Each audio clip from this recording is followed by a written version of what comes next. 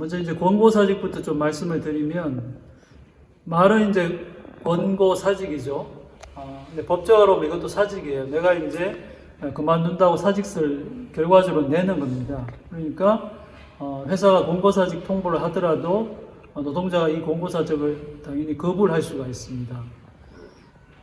그리고 또 하나는 이제 이 부득이하게 권고사직을 받아들일 수밖에 없는 그런 상황이 또 있을 수도 있잖아요. 근데 권고사직의 경우에는 실업급여를 받을 수가 있게 됩니다. 그러니까 부득이하게 권고사직을 내가 하게 되더라도 이게 회사가 코로나 때문에 경영 상황이 어려워져서 회사가 권고사직 통보를 했고, 그래서 내가 부득이하게 이 사직을 하는 것이다 라고 하는 것을 명확하게 해둘 필요가 있습니다. 그래서 권고사직 통보서를 나한테 달라 이렇게 요구를 하시고, 또 사직서를 낼 때 그 사직 사유를 보통 적잖아요. 거기에 회사가 코로나 때문에 경영상의 어떤 어려움 때문에 권고사직을 통보해 와서 내가 이렇게 사직하게 됐다라고 하는 내용을 사직서에 반드시 적으시고, 그 사직서를 복사를 해서 한부, 사본을 해두시는 게 중요할 것 같고요.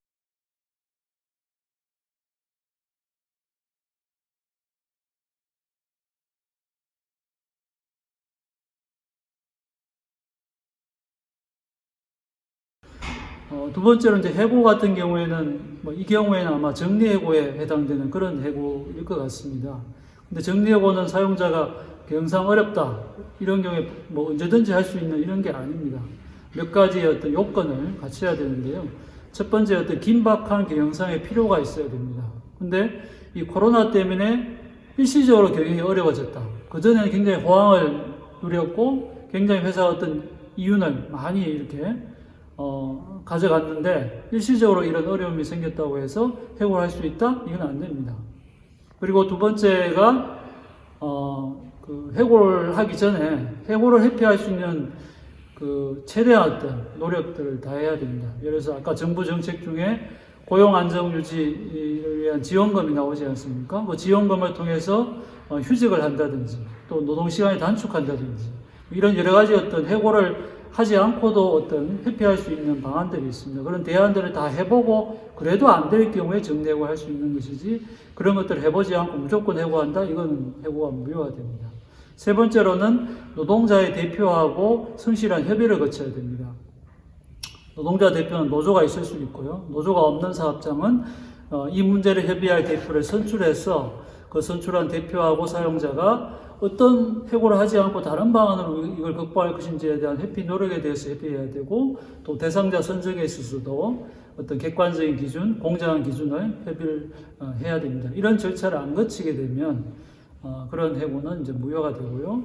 그런 부당한 해고에 대해서는 3개월 이내에 지방노동위원회 해고 부당해고 구제 신청을 하실 수가 있고, 만약 3개월이 지났다, 놓쳤다 그러면 법원에 해고 무효 항의 소송을 또 내실 수가 있습니다.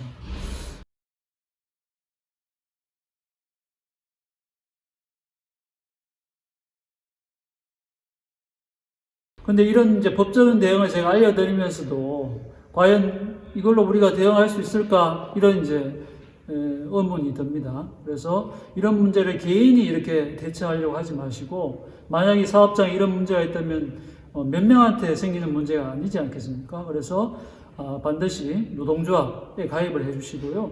노동조합의 문을 두드려 주시기 바랍니다. 지금은 설립신고서 안 내고 많은 산별노조에 바로 가입을 하면 노동조합으로서 어떤 대응을 할 수가 있거든요. 그런 부분은 대응을 해주시고, 그렇게 하더라도 아마 권고사직이나 해고 이런 문제가 많이 발생할 것 같습니다. 오늘 보도에 봐도 그렇고 미국 같은 경우에 이미 1,000만 명에 달하는 실업자가 생겼다 이런 보도가 나오고 있습니다. 그래서 어느 때보다도 고용보험 제도를 통한 실업급여를 지급하는 이런 제도가 굉장히 중요할 것 같고요. 이 부분에 대해서는 아마 뒤에 우리 윤재훈 변호사님이 자세하게 안내를 더 해드릴 것 같습니다. 감사합니다.